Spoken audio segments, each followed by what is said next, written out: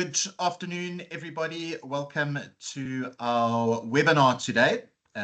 We're coming to you live from a cold Cape Town on my side, and a slightly more moderate and enjoyable East Coast in Durban with Joey Mongalo. We're really looking forward to today's session, touching on resilience as a topic. And Joey and I were just chatting before this, and what I'm quite looking forward to is how he's going to make this applicable to us, put it into practice. We're going to run through some very interesting themes and approaches to this, but what Joey's going to want, and I think I want to get out of this as well, is how we can maybe apply this to improving something in life and how we approach it. And we're very lucky to have Joey with us today. It's off season.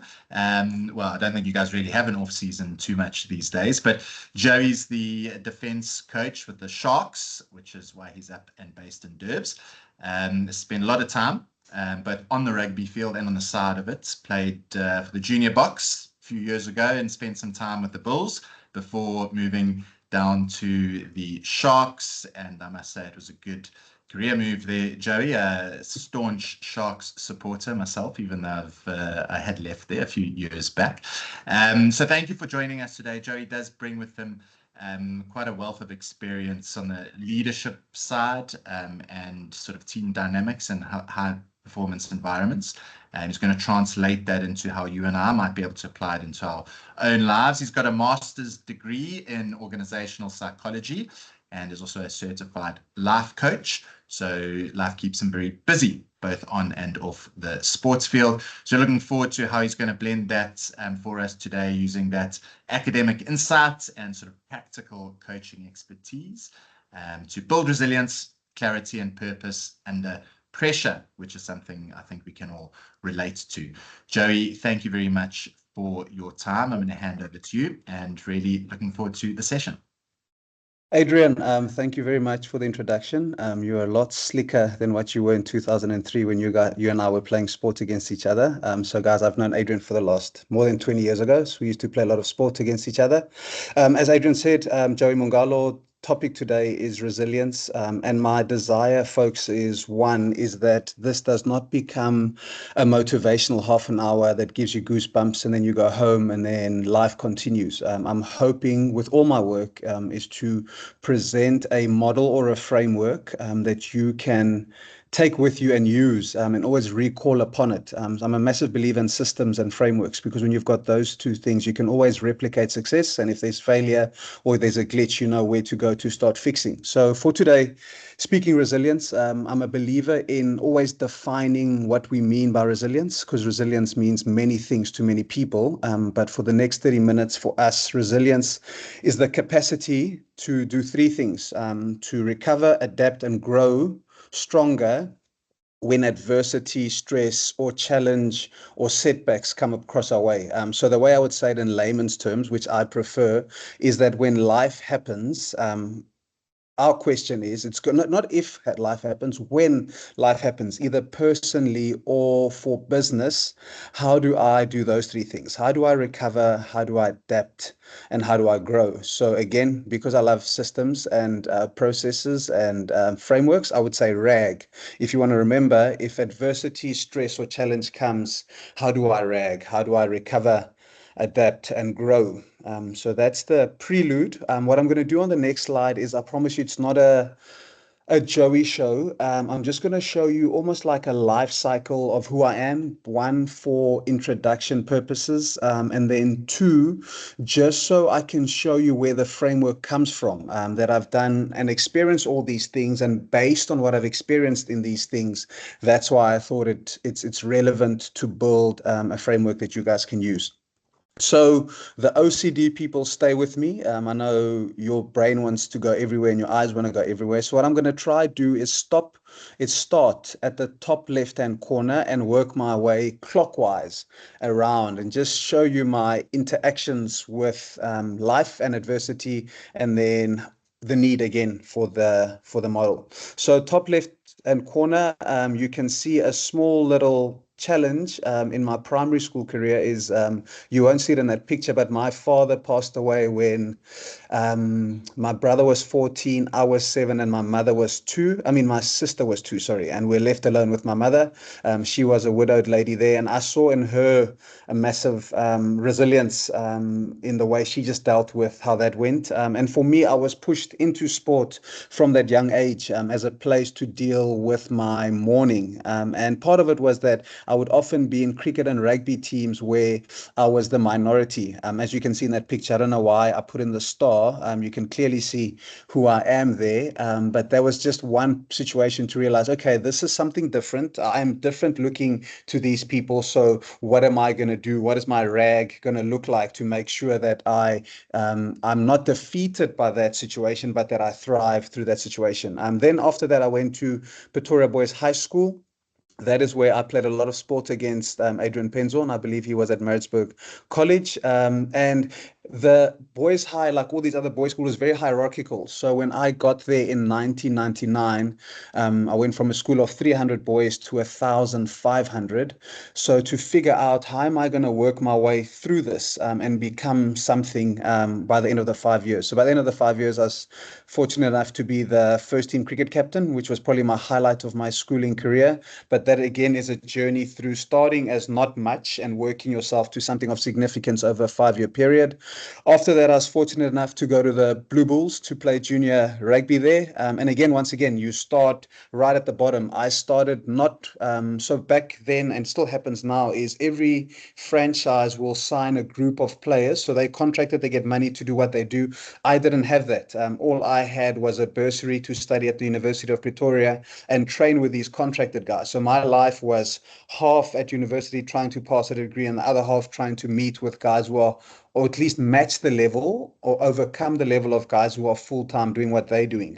So again, that's the journey that went through. 3 years into that journey, I was selected to be the vice captain of the Bulls under-21 team that won the under-21 Currie Cup. That is back in 2006, giving our age away now.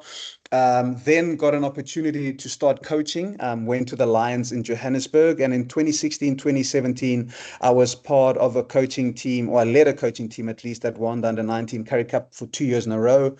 Resilience, how did that happen is at that time, the Lions weren't really doing so well.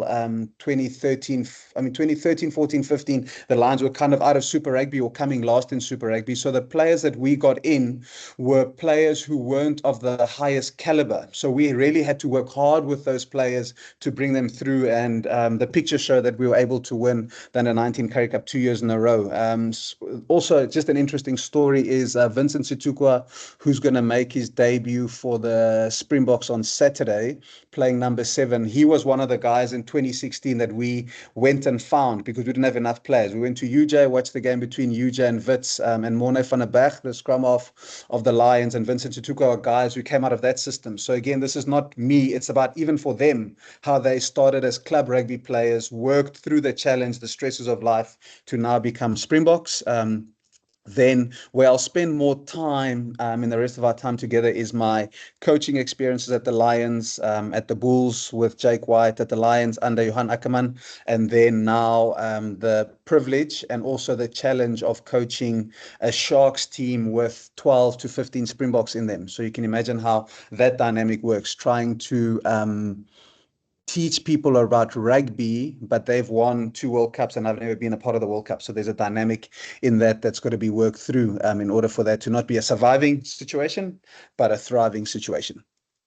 So now we're going to go into the section where we're going to look at the model, first of all. So there's what I've named a resilience matrix. Again, I'll go clockwise through it. So if we're thinking in terms of adversity, challenge, or stress comes our way, how do we respond? The response is to rag, is to recover, is to adapt, and then the G is to grow from this. So I would propose we do this. We first go to identity and purpose. So on an individual level, just to remind myself, who am I again? What are my strengths? What are my work-ons, not weaknesses, because weakness is almost like it's a absolute, but a work-on is something that I can do something about. Also, importantly, what are my blind spots? What are the areas in my life that I'm not even aware of that could be a hindrance to how I deal with this? What are my, the fourth part is, what are my preferred engagement styles? So as I'm going through this adversity challenge, if I know what I'm good at, what I'm working on, what is a potential blind spot for me, and how do I best engage with people, my preference of engagement, it gives me just a landing spot to say, okay, everything around me might be falling, but let me start with me. Let me not start with solutions out there. Let me start to see this person, who they are, what are they good at, what are they becoming better at, and how do I synthesize this person to take on what's out there. So that's the first part of the model. Then the second part is of that same IP is purpose. It's reminding myself, why did I start this in the first place? What did I want to achieve? What did I set up to do when I first did this? I'll give you an example. This past weekend was one of my favorite weekends of all time. Of those photos I showed you earlier, the captain of the Lions team in 2016, a gentleman by Afrikaans gentleman, Apia van Schoor is his name. He was captain in 2016. Just this past weekend, he asked me to part officiate his very Afrikaans wedding in Robertson.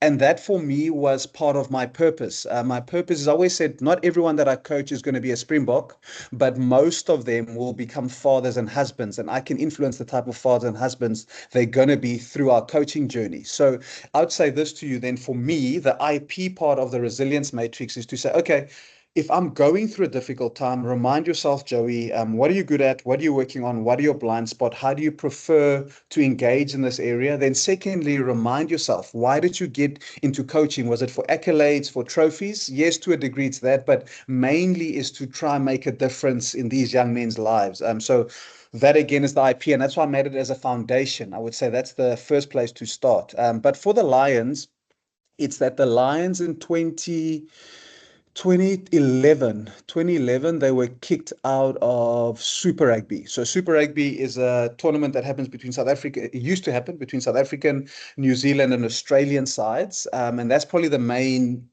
money, what you call it, brings the most money in for the franchises. And the Lions were out of that system. So that was a very difficult time for them. So that was their adversity. The adversity is they kicked out of Super Rugby. Now the question is, how are they going to rag themselves out of this? So fast forward a bit of time, and then they go on to 5 years. They won the Currie Cup. 2011, that year they were kicked out, or the next year they were kicked out is 2012. Then they went on to play in the Super Rugby final in 2016, 17, and 18. And I was fortunate enough to be part of the 2018 group, which you see in this picture. And they did identity and purpose really well, because Swayze de Bruin, Johan Ackerman, JP Ferreira, Ivan van Rooyen now, who's now the head coach, they all got together and realized and said to each other, the Lions has had experienced a lot of change in a short period of time, many coaches, many different players. Let's bring everything together and give ourselves again a common identity and a common purpose. So there was a religious element that they brought to the team. There was this on-field identity that they wanted people who are watching the Lions to say, we love watching them play. So they're either my favorite team or my next best team to watch. So that was how they wanted to be seen by the world. So for me, that is an example of how a group of people who are challenged by being kicked out of a tournament, work their way through a tournament and succeed by saying, okay, our identity has been skewed because of all the change. Let us get our identity back together. We want to be everyone's favorite team. We want to play carefree, brave rugby so people love watching us play. And why do they do it? They had a spiritual element to that because they wanted to influence people's lives eternally through the way that they played and interacted with people. Yes, so I always dislike speaking into this mic, but I hope you guys have got me at the moment. So I'm going to go on to the next section. It's mindset, growth mindset. I'll start with the mindset part. If you haven't read the book yet, I'd really propose that you read the book. It's called Mindset by a lady called Dr. Carol Dweck. Her surname is D-W-E-C-K, Dr. Carol Dweck. And in that book, she got two groups of kids to do puzzles. That's how she got to the study. And then she told group A, when they were finished doing an easy puzzle, you are clever, you're intelligent, all these absolute values. To group B, she said to them, well done. You always worked hard. When you made a mistake, you embraced the mistake and you tried something different. So you always worked harder or you tried a different approach, but you never ever gave up. So that was the feedback. In the next session, they did the same easy puzzle. Then she gave them a more difficult puzzle and said to them, once you're done with the easy puzzle, you can continue, you can try the harder puzzle, stay with it until you finish it. Or if you don't want to, you can go back to the easy puzzle. What she found is this group that was told you're clever, you're intelligent, all these absolute values, when the difficult part, when the difficult puzzle, when they were trying to work their way through a difficult puzzle. They chose to stop doing that and rather go to the easier puzzle, because in their heads, if they got this wrong, they were no longer clever, they were no longer intelligent, all these absolute values. So they go from being intelligent to not intelligent. The group on this side, she noted how in their behavior, they rubbed their hands together like this and got excited the more difficult the challenge became, because they said to themselves, we will do three things. We will never give up, because we know that every time we make a mistake, we are one effort closer to making it work. So we're never going to question ourselves on effort. We're never going to question ourselves on trying different ways to get to the outcome. And then the last thing is that we embrace our mistakes, because we know that they're going to take us closer to where we want to get. The point here is with the Sharks, and that's where I'm involved now as a defense coach, as Adrian mentioned earlier. In last year's URC campaign, we came 14th out of 16 teams. So that's pretty close to the bottom of the log, which is not a place where you want to be. And then fast forward time, 12 months later, yes, we lost in the semi-final, want to do a lot better. At least we want to at least get to the final, but we improved 11 log points. So what happened in that space? I'm fortunate enough to be in that space, so I can say that we picked up a growth mindset by looking at the campaign when we came 14th and said, okay, what was really good here? And we said, okay, let us take those principles, behaviors, ways of play, and take them forward into the next campaign and the preseason. Then the other part was to say, okay, well, what didn't we do so well? Or what can we do differently? And that takes a lot for people to look internally, they look inside and say, okay, I did something, the effort was there, the approach was there, but it wasn't great. It wasn't what is needed to take us to the next level. So then how do we look at ourselves, give each other positive and constructive criticism to say we need to change things? And one of the ways that we changed is that we had to look at our team dynamics. And if you look at team dynamics, we've got in our group 12 Springboks who are now away with the Springbok camp. We'll go back to work on the 16th of July. These 12 players will still be with the Springboks. Then we'll be trying to build something for the URC with a group of players, and another group is playing Currie Cup. So effectively, when our URC campaign starts in preseason, and preseason is almost like when you go away together as a management team to go figure out your plans for the year, the strategy. So they're not there for the strategy, they're getting another strategy, another way of play. The boys in the Currie Cup are playing, then we've got about 12-15 guys instead of 45 carrying the way forward. So when the campaign starts, these 12 have to come down and these 10 or 12 have to come from Currie Cup, and now we've got to try become one team, but the season's already going on. So you're already having to deliver, but you're delivering without having had everybody into what the strategy was like. So you're trying to build both operations and strategy on the fly. So I hope that context gives you context for your work environment. So we had to relook at those dynamics. How do we do that better? And then also relook at our way of play, is to say, okay, this that we're hanging our hats on, how we're going to win rugby games, maybe that's not the right way. Let's have a look at that. And yeah, hopefully we'll keep building on that to take us better in the future. The last part is control, getting a sense of, okay, I'm going through stuff. It's a challenge or it's adversity that's in front of me. What do I focus on? What do I focus my resources, my energy, my conversations, everything that I can control? What do I focus on? And often, if we think about it, if we're honest with ourselves, we often let our minds and the words we speak and the meetings we have focus on things that we can't control. And that takes a lot of energy. So if you can imagine, we've got a battery's got 10 bars in it to be full. If I'm giving 4 of my 10 bars to things that I can't control, Then I've only got 6 left to do to take extreme ownership and do something about the situation, the adversity, the challenge that I'm facing. So it's 6 out of the potential 10. But if we discipline enough to say, okay, here's what we can't control. It matters. It is a challenge, but we're going to acknowledge it and we're going to park it. And so let's say that takes about 2 bars or maybe 1 bar out of our 10 bars of energy. Then that leaves us with 8 bars to say, okay, what can we actually do here? And it's amazing when your mindset goes away from this blaming, feeling sorry for myself, over acknowledging the stuff that I can't control. And it goes to, okay, that's one side. I see it, I acknowledge it, I'm going to park it. And how we're going to start dealing with it is to address and give all our energy, our resources, our conversations to what we can actually do something about. So where that comes from is the Bulls. Having coached at the Bulls 2020 to 2022, so a 2-year span under Jake White, the World Cup winning coach in 2007. Yes, 2007 was my first year.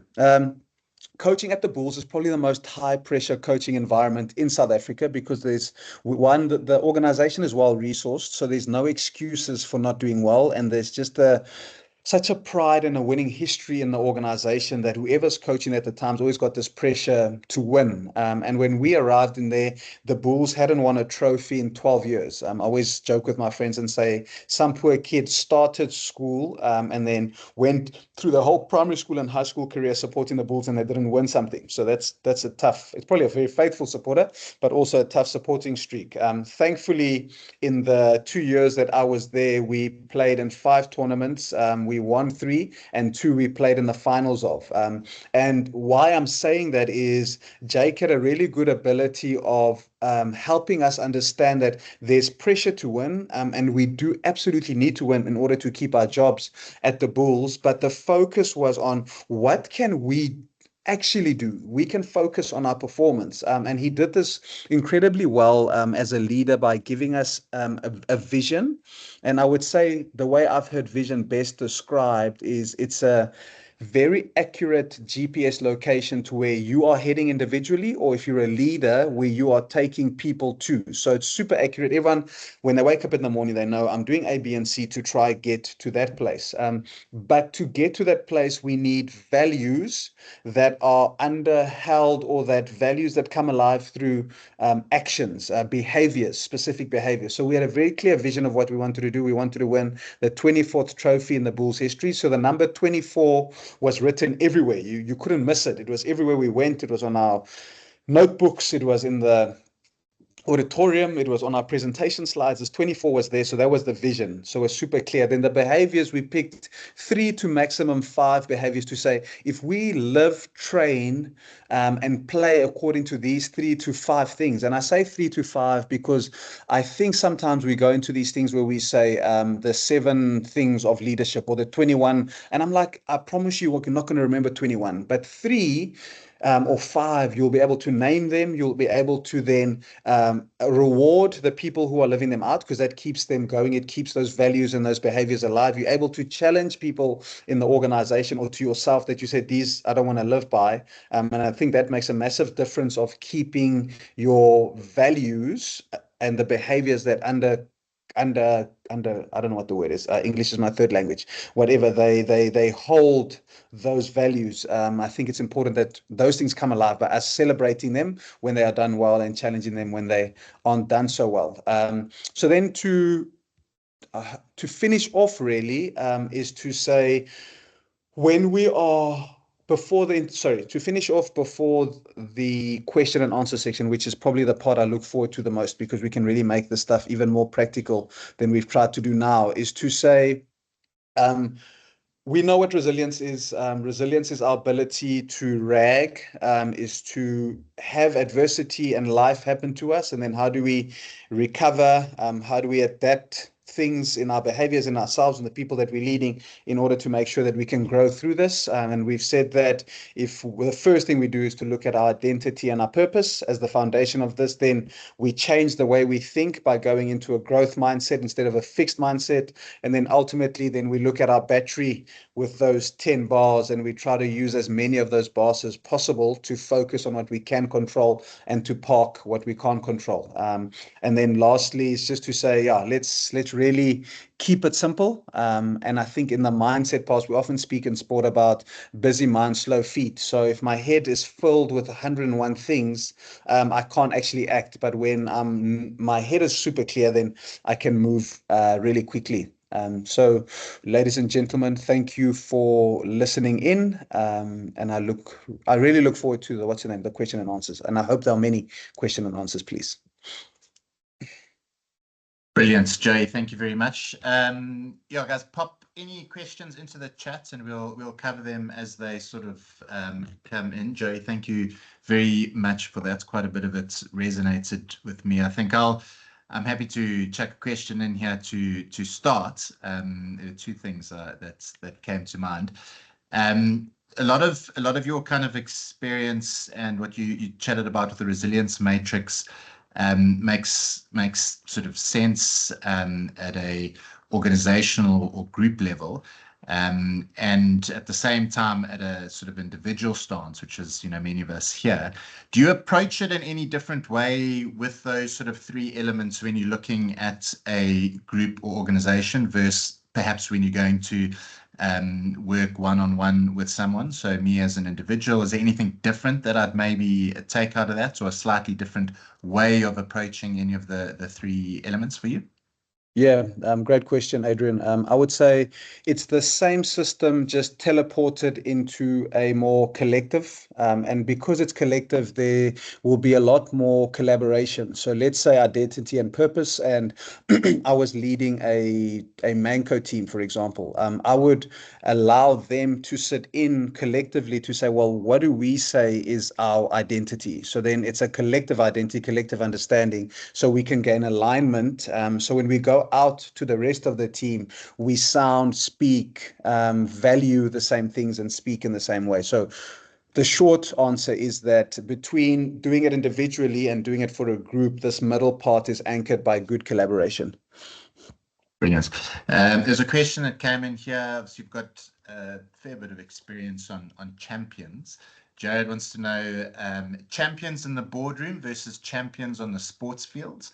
What are the similarities and differences, do you think? What are the characteristics that might differ between champions both in the boardroom and on the sports field? I think they would not actually. I believe that they are exactly the same. It's just the playing ground is different. So if I take one of the champions that I've had a privilege to work with now is Eben Etzebeth. And one thing I'll say from him is that there's such a he's extreme on his ownership.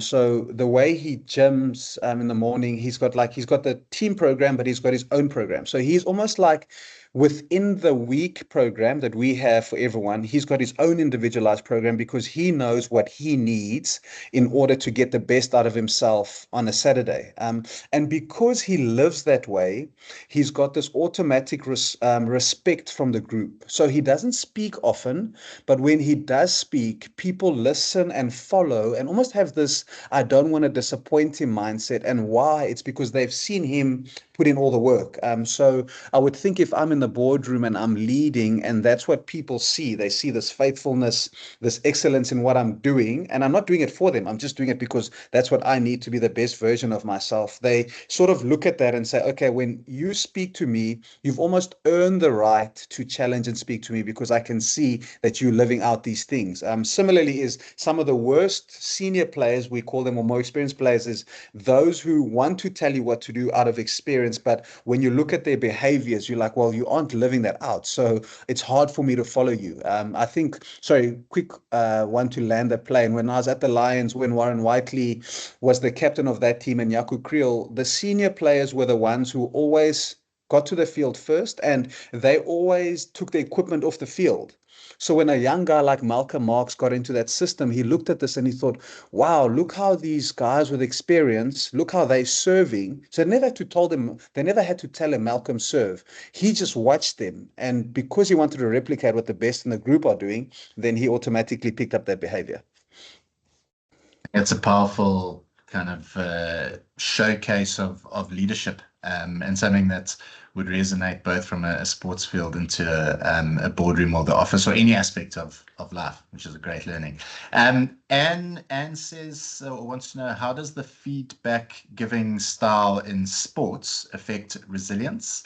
Her observations that feedback style in sports appears quite harsh.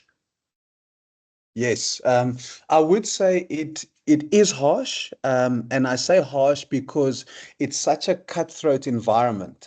So if it's a halftime talk and a response is not had in that 15-minute block and we lose games, there's so much riding on that in terms of there's sponsorships, there's people's careers, there's contracts that need to be signed. So you're speaking about people's livelihoods, and I guess the same can be in corporate, but it doesn't excuse it. It doesn't have to be harsh. So one of the best models that I've seen, once again, because I'm a massive believer in models and frameworks, it's the good, better, how feedback. So if I was doing this and I was saying to somebody, giving feedback to Adrian, I would start with what is good. So Adrian, yes, so you were on time. I loved the way you introduced me. I thought it was concise. It was got to the point.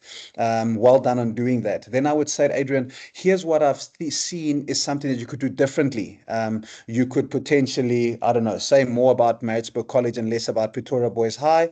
And how would you do that? I think you could potentially do more research on the two schools and see how you can do that better in the future. So if you listen to the language, you're addressing an issue, but none of it is negative language. What was good, so somebody feels good about themselves. What can be done differently or better is addressing that there is an issue, but then also you're saying how. So there's a solution element to that. And I think the how can also be left to the person to whom you're giving the feedback. So they also part of that process. You know that what they say, it's teaching a person to fish, but also if you do it for me, I'm not learning, but if you set the I don't know I forgot the thing, but if you just set the platform for me and I start doing it myself, then I've got a way, it will stick with me for longer. Do you think that having experience of communication on and around the sports field, that athletes in general and sportsmen are better equipped for communication when they go into a corporate space? And do you think there's learnings that us in business can take from that, things to either avoid from what you've learned and how people are handled around the sports field, or things that we can implement that we maybe aren't direct enough? Do you think any of that might hang true? Um, I would say, firstly, I think we're not always the greatest communicators in sport. I think it's something that we're always trying to work on. But one of the best forms of communication that I've seen is a thing called a shared mental model. So it's based like on a wartime experience where, because everything is happening so quickly, I don't have time to say, Adrian, the enemy is behind you and they're about to take a shot at you, duck. I would say red. And because I said red, you would know that it means there's an imminent threat. You've got to duck straight away. So what that does is it takes away too many words and it takes our communication and synthesizes it. But also what it does is that it allows me not only to give you a single word for you to act on it, but it also gives me I can predict your behavior, because as soon as I say red, I know you're going to duck. I know that's what you're going to do. So if you can think in the corporate place, let's say my wife is an accountant, so they do all this year-end stuff. So if it's in year-end time and somebody says this is a red mail, it may mean this one means put down everything. This thing is now the most urgent and important, and it's got to be done now. So it's just a nice way of synthesizing information instead of having many words, simplifying it. Lovely. Ziad here says, has got quite a good question. When we're in the midst of a difficult situation, how do we bring ourselves to apply the RAG mentality? So in other words, how do we get to recovery and not get stuck in the situation that we find ourselves in? Yeah, good question. And I would almost say like that's why the framework is there. And I would start with I think, let's say over and above the framework, I think it's a great place to figure out Where was I? No, it's where am I now? It's always a good point. So what's happened now? What's the status quo? And then look back and say, what happened that's led me to here? And then the next question is what I'm doing currently, is my current system good enough to get me through this? Or do I need to tweak part of what I'm doing in order to get this? So what I like about that is that it doesn't make it feel like every time we go through adversity, we've got to reinvent ourselves. We start by going back to, is what we are doing working, and which parts of what we're doing isn't working? Well, let's address those parts instead of like thinking, oh shucks, what's it, throwing out the baby with the bathwater, and thinking out, because the bathwater is a little bit not so lekker, let me throw everything out in it. But rather to say, okay, the bathwater is not so great, but which parts of it aren't great because the baby is still precious. Lovely. So it's maybe having a few tools that you can rely on, I guess, and systems that you know work for you, and then reassessing to improve anything that you might. And when's the point someone might reach out for help? What's the sort of, when is bouncing this off someone like a health coach or another person going to be valuable? Great question. I would think for two reasons. One is, if I don't have a system or a framework of some sort, I may want somebody to help me build one. And then if I have built one over time and it's worked for me, it might be somebody to say, okay, well, you as an external person, come have a look at what I'm doing, because I'm not getting the same results as I thought I was going to get. From an outsider objective perspective, when you look into the situation, what are you seeing? And they could say, okay, out of the 5 points that you are doing at the moment, point 4 for me seems to be where most of the hassle is. Let's rehash that and work through a process of seeing which one of those areas. So I would say you either don't have a system and you need a system, and if you've got a system, you need somebody objective to come and recheck that system with you. Brilliant. Joey, we have gone over time just because it's so interesting and everyone's hung on anyway. So thank you everyone for hanging in there and listening to the wise words from Joey. And hopefully, like he pitched at the front, we've all got something that we can kind of take out of this, an approach and a way to think about your own resilience.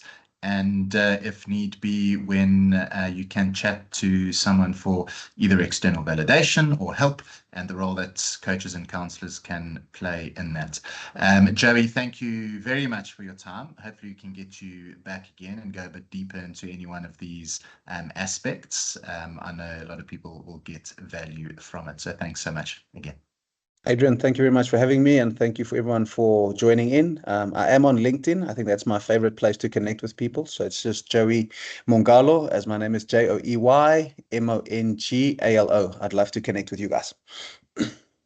Brilliant. Reach out to Joey, guys, and thanks for spending the last half an hour with us. Look out for the next webinar. We'll send out some comms, and if you guys want the recording on this, we'll have that ready for you in the next day or so as well. Joey, thank you very much, guys. Have a great day. Further.